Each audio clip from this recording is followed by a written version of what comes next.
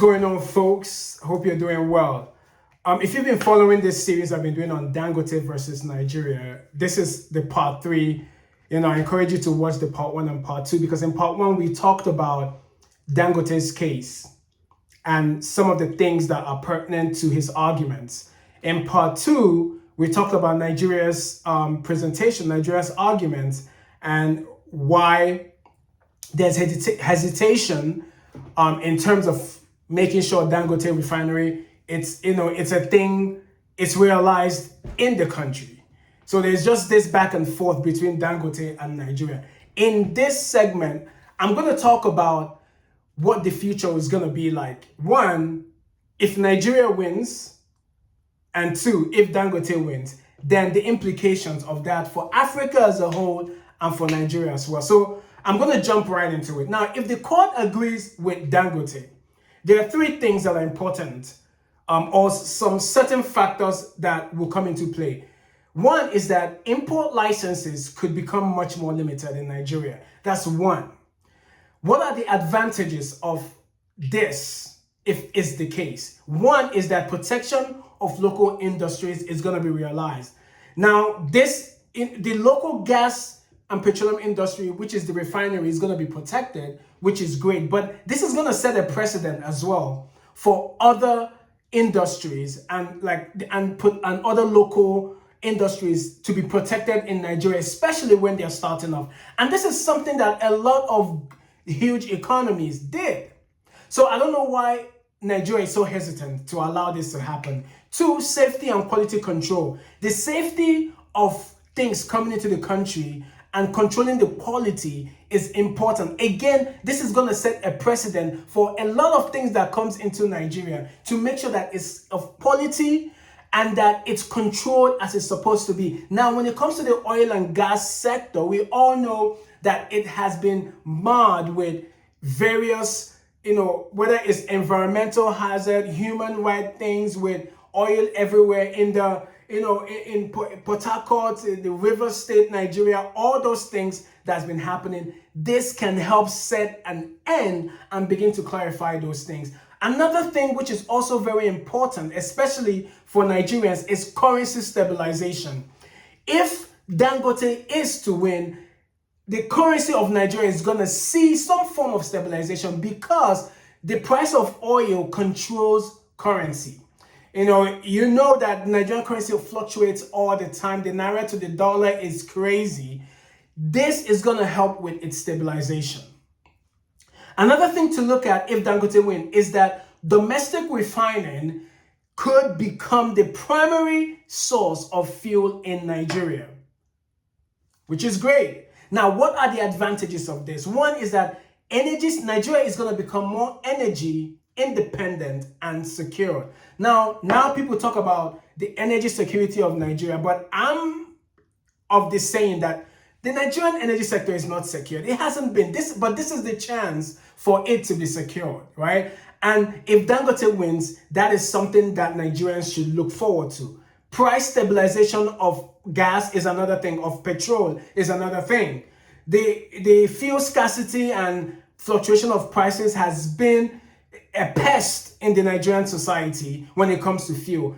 If Dangote wins, this is going to help to curtail that pest, right? To shrink it, to make it a little bit more whereby Nigerians know that, okay, price is not going to be going up and down anyhow. We have some kind of control over it, right?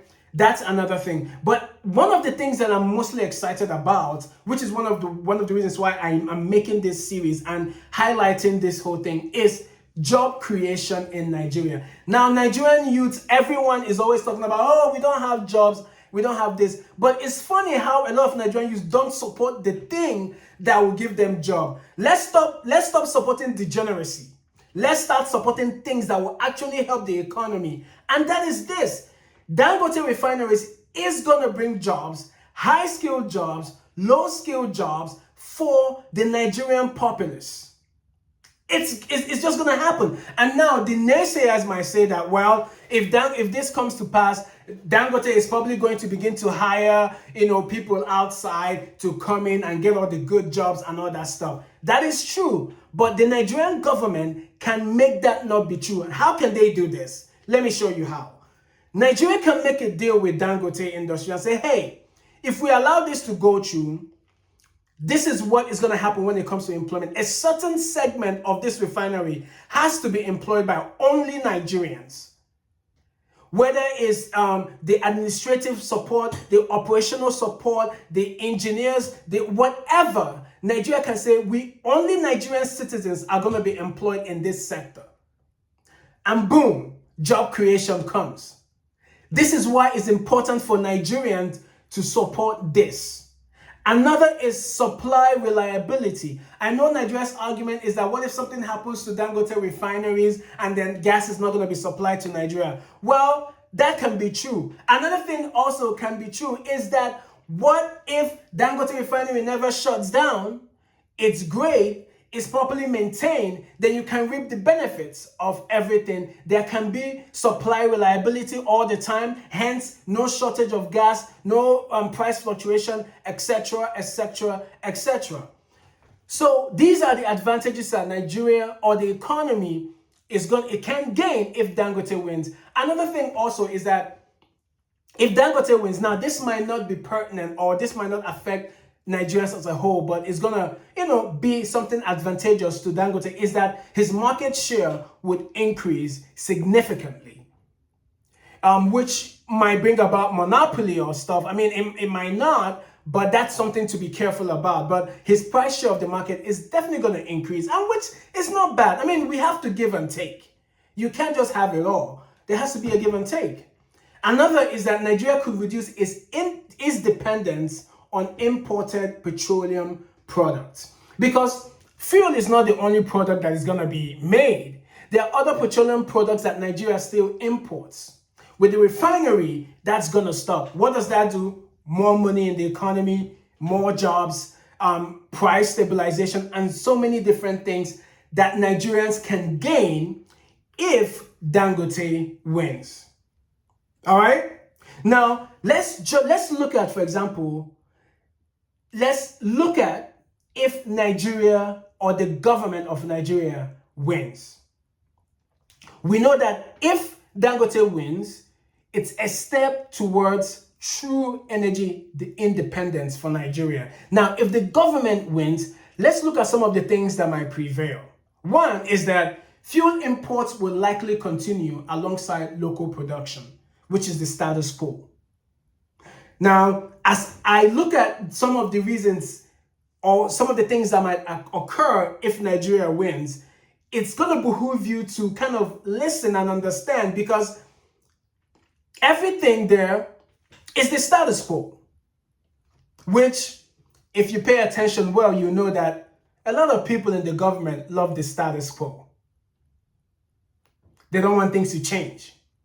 So let's move on. One, fuel imports would likely continue alongside local production. One, Dangote will compete directly with imported fuels, which is happening right now. So the imported fuels, there's still going to be competition in the market. Everything is going to continue. Your price fluctuation is going to continue. You're going to have options. Which is great. In a market economy, there should be options. But again, in the long run, that's not going to be advantageous for you as a Nigerian. Now, consumers and marketers would continue to have multiple supply options for gas in the Nigerian economy. So these are the main things, which is the status quo. This is what has been happening. So it's nothing new. So in essence, Nigeria is fighting for the status quo. They're not fighting to change anything. They don't want Nigeria to be energy independent or whatever. They want things to remain how it is, because it only benefits some people, not everyone. A lot of people who criticize this outcome argue that it could weaken incentives for the future large-scale industrial investments in Nigeria as a whole. So this is the main argument, that if the government wins, it's going to prevent a lot of things moving forward in terms of the Nigerian industrial sector. Basically, the layman perspective of this is that if Dangote wins, Nigeria moves forward. If Nigeria wins, Nigeria remains how it is. That's basically what it is. Now, we all know that this lawsuit is much more about just one refinery. It raises fundamental questions about Nigeria's economic future. One, should governments protect industries that require enormous long-term investment? That's one of the questions that we have to ask. Or should markets remain as open and competitive as possible, even if domestic producers face greater pressure? That's two questions that we should have in mind.